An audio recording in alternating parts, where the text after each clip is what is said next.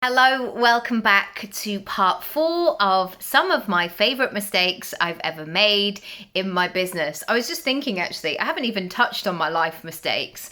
Maybe that is a video for another time, or maybe not. Maybe not. Number 13, I want to talk about consistency.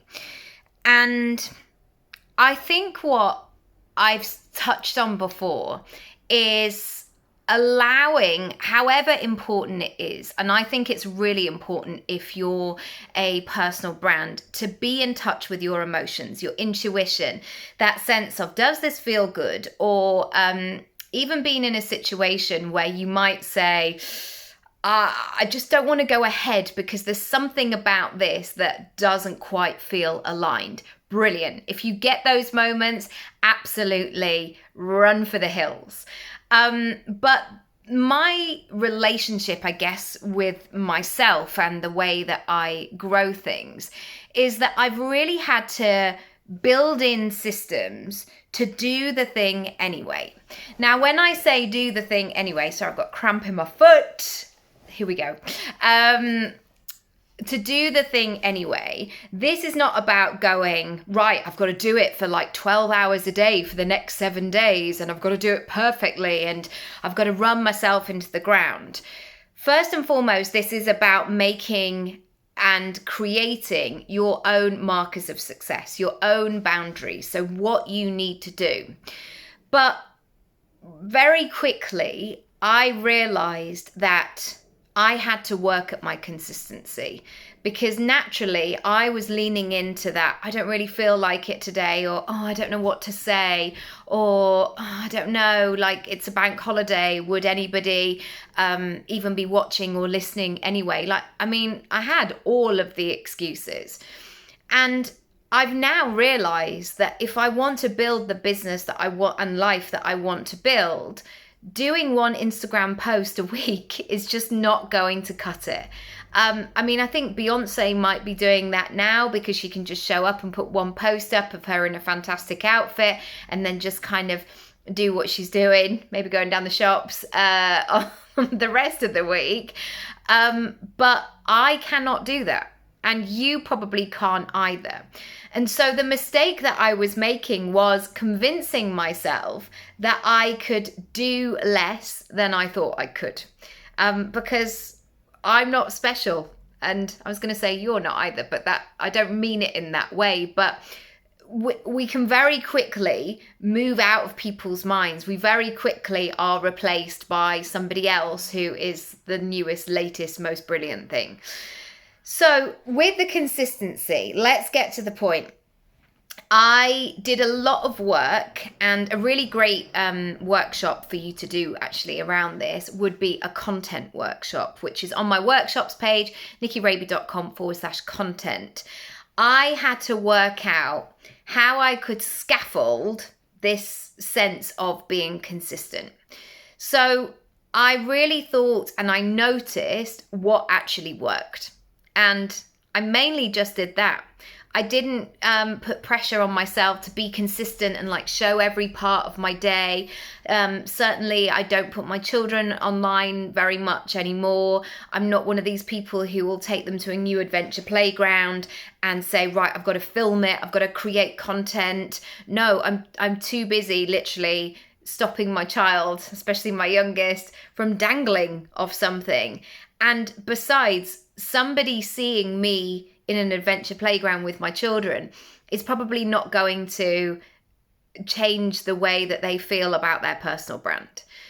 So I got really clear on those pillars. And then also I batched. Batching has been absolutely golden. And again, we had this thing of like, my goodness, it's pre-recorded, or what will people see? Or like, will people notice that I'm wearing the same top? Probably. They'll probably notice you're always wearing that top. Or there was certainly a series where it's like, people must have thought, oh, she's wearing that pink jumper again.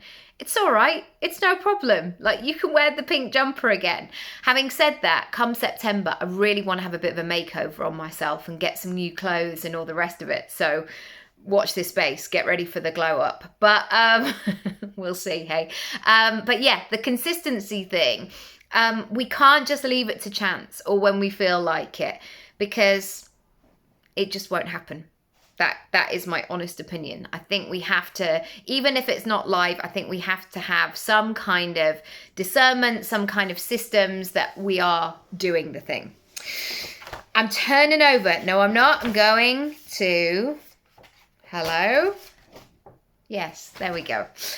Sorry if you're listening on the podcast for all that rustling. I've got these excellent pieces of card that I've started using, and I used it in a client session the other day, and yeah, I like it. I like writing on card. It makes me feel professional. Okay, lesson 14.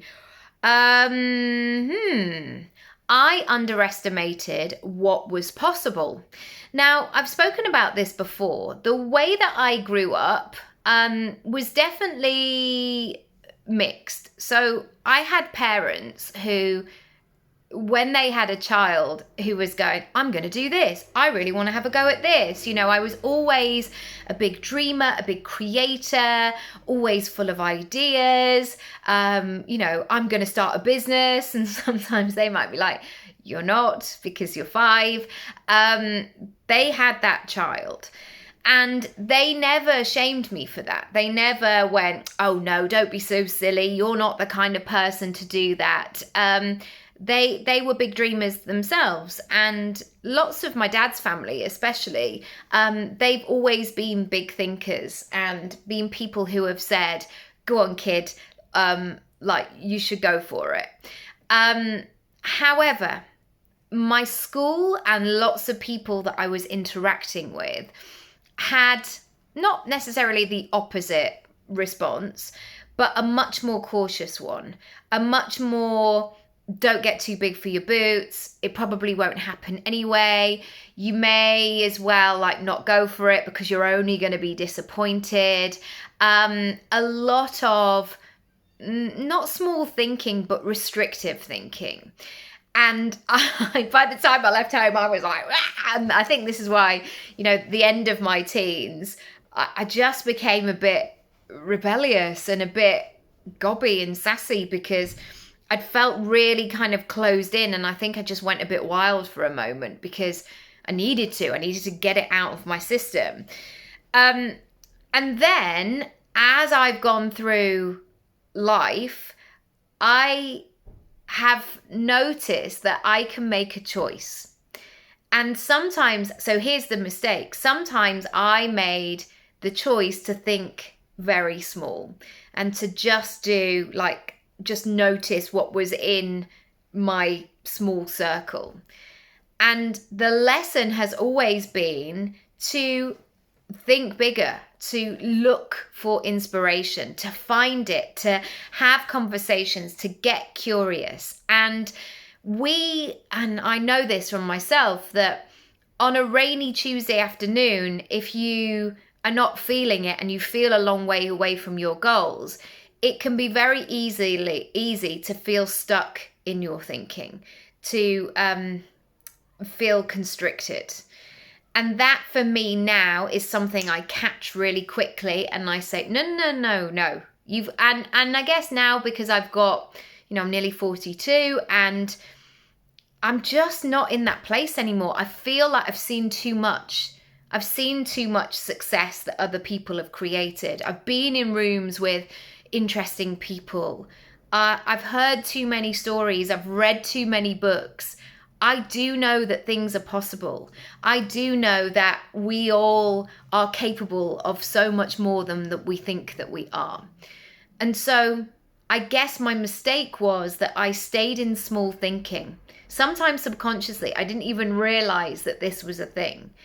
And now I know better. Now I catch it like, oh, why are you thinking that? Why are you doing that? Oh, that's not you. Time to move on. So that has been a really interesting journey. And also, when I've been in the latter state of thinking big, bigger things will happen. So yeah, I'm sure there's some law of attraction stuff in there. But yeah, opening myself up to possibility has been really interesting. And I'm sure will continue to be. So lesson number 15. I thought kind and polite and professional would be enough. So when I was at school, people weren't necessarily talking about, especially women, being ambitious. Or if I ever said, like, I'm going to move to London when I was 18, they were like, whoa, you're going to London? London? No way. Oh, you got to be careful in London. Oh, all sorts of bad things happen in London. And yeah, they do. Bad things happen in London. Bad things happen everywhere. And yet that kind of didn't deter me. I was like, I'm doing this thing.